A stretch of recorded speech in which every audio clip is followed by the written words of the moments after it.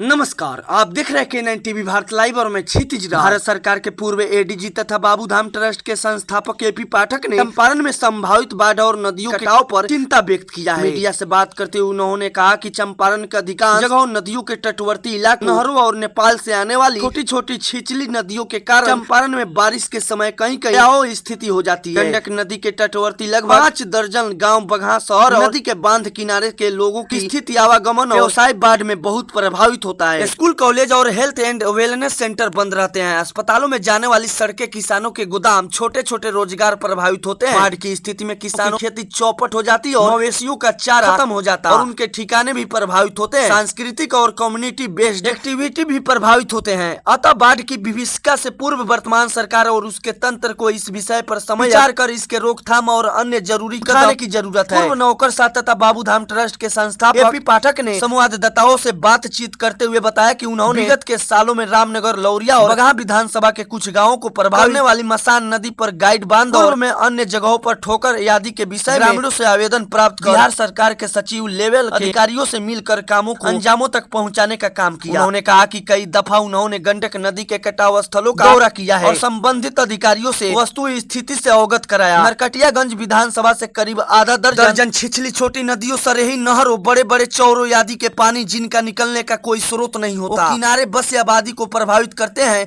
इसलिए एपी पाठक ने सरकार से इस विषय पर संज्ञान लेने और जरूरी एहतियाती कदम उठाने का आग्रह किया है और उनका निवेदन बिहार सरकार और संबंधित मंत्रालय और अधिकारियों से और बेहतर और जल्दी मूर्त रूप देने और अन्य प्रभावित जगहों पर कटाव निरोधी कार्य करने की अपील की है।